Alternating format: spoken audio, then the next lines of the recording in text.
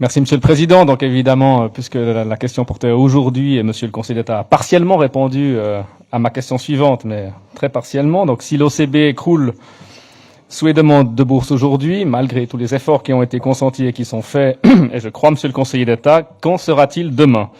Donc au vu de l'augmentation de la population, du nombre d'étudiants et d'apprentis qui vont augmenter aussi rapidement que le nombre que la démographie, donc l'attractivité croissante des hautes écoles et universités, on l'a vu dans le canton de Vaud, au vu de l'injonction imposée par les employeurs à une main-d'œuvre de plus en plus formée, quelle est la stratégie du Conseil d'État pour faire face à l'augmentation croissante du nombre de demandes de bourse que l'on peut attendre dans les prochaines années? Merci, Monsieur le député. Monsieur le Conseiller d'État vous répond. Merci, Monsieur le Président, Mesdames et Messieurs les députés.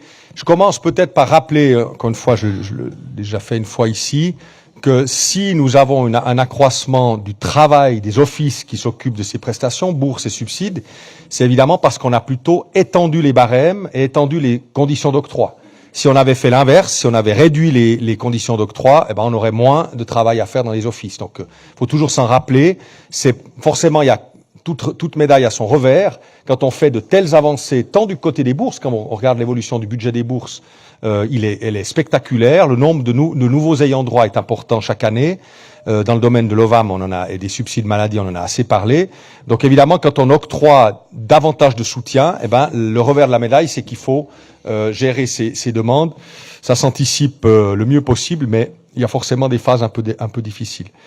La deuxième chose que je peux dire, c'est que l'une des stratégies que nous suivons, tant à l'OVAM qu'à l'Office des bourses, c'est de travailler davantage avec les agences d'assurance sociale. Il y a déjà un projet dans ce sens entre l'Office des bourses et la ville de Lausanne.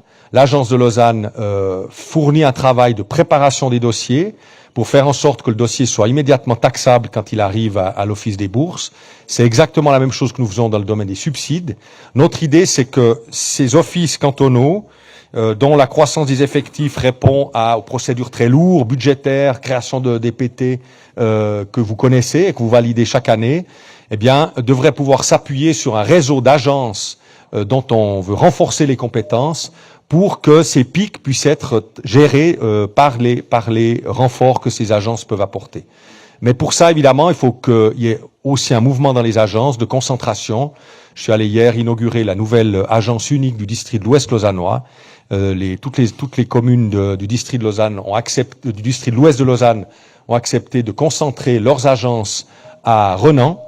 On avait des agences avec seulement 2 ETP à temps partiel, ce qui évidemment rendait la question des remplacements, des vacances, de la formation continue, des soutiens mutuels que pouvaient s'apporter les collaborateurs beaucoup plus difficile. Aujourd'hui, on a une équipe d'une 15aine de personnes qui peut maintenant prendre à sa charge un certain nombre de tâches que l'État peut leur déléguer. Donc ça, c'est vraiment la stratégie pour appuyer les offices cantonaux par des ressources de gens très compétents que nous avons dans les agences et qui peuvent monter en compétences et en responsabilité.